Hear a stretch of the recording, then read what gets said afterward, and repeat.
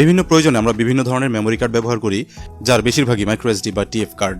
এগুলো আমরা সাধারণত ফোনের সাথে ব্যবহার করি, কিন্তু হঠাৎই একসময় মেমোরি কার্ড নষ্ট হয়ে গেলে আমরা পড়ে যাই বিপদে। বিপদটি মেমোরি কার্ডের জন্য হয় না, হয় এর ভেতরে থাকা গুরুত্বপূর্ণ ছবি, ভিডিও বা অন্যান্য ডেটার কারণে।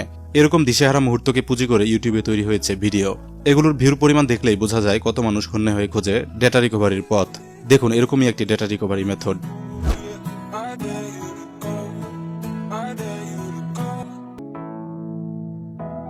আপনারা দেখলেন একটি নষ্ট মাইক্রোএসডি মেমোরি কার্ডের ডেটা রিকভারির পদ্ধতি হিসেবে দেখানো হলো কোনো প্রকার কার্ড রিডার ছাড়াই পিসিতে মেমোরি কার্ডটি কানেক্ট করা হয়েছে। আজকের ভিডিওতে এই পদ্ধতির সত্যতা কতটুকু তাই আমরা বের করব। এজন্য আমরাও একই পদ্ধতি ফলো করে দেখব কাজ করে কিনা। একই সাথে জানবো পদ্ধতিটি কতটুকু যৌক্তিক। এজন্য আমার হাতে থাকা মেমোরি কার্ডটি ব্যবহার করব। এটি একটি কম ক্যাপাসিটির কিন্তু অ্যাক্টিভ মেমোরি কার্ড। প্রথমে একটি কার্ড রিডার ব্যবহার করে আমরা দেখে নেব পিসিতে কার্ডটি দেখায় কিনা।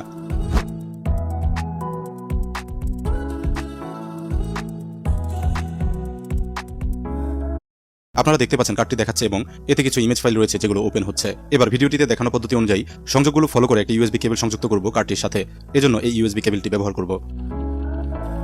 এখানে দেখানো হয়েছে 3টি পিন আউট। কার্ডে একইভাবে তারগুলো আমরা যুক্ত করব।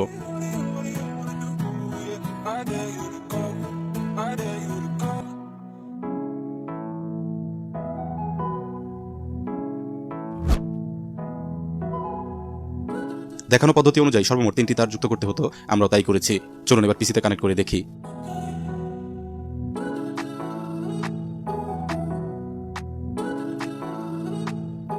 আপনারা দেখছেন বিষয়টি। পিসিতে মেমোরি কার্ডটির কোনো প্রকার রেসপন্স দেখা যাচ্ছে না এবং কোনোদিন দেখাও যাবে না। কেন যাবে না এবার বলছি বিষয়টি। প্রথমত আপনারা দেখুন ভিডিওটিতে দেখানো পদ্ধতিতে রয়েছে বড় ধরনের ভুল। এখানে সর্বমোট 3টি তারের মাধ্যমে সংযোগ করা হয়েছে, যার মধ্যে বাদ পড়েছে লাল তারটি, যা পজিটিভ ভোল্টেজের জন্য দায়ী। ইউএসবি কেবলের সাধারণ বিন্যাস অনুযায়ী এতে থাকে লাল, সাদা, সবুজ ও কালো এই 4টি তার। এখানে লাল তারটি পজিটিভ এবং কালো তারটি গ্রাউন্ড অথবা নেগেটিভ। সাদা ও সবুজ এই তার দুটি ডেটা ট্রান্সফারের কাজ করে। কিন্তু ভিডিওটিতে দেখানো ডায়াগ্রাম অনুযায়ী গ্রাউন্ড এবং ডেটা সংযোগ দেওয়া হলেও বিদ্যুৎ সরবরাহের জন্য মূলত দায়ী লাল তারের সংযোগটি দেওয়া হয়নি। অতএব কোনোদিন মেমোরি কার্ডে বিদ্যুৎ সরবরাহ হবে না, তাই এটি চলবেও না। এছাড়াও আমরা সবাই জানি একটি মেমোরি কার্ড পিসিতে ব্যবহার করতে গেলে অবশ্যই প্রয়োজন হয় একটি কার্ড রিডার।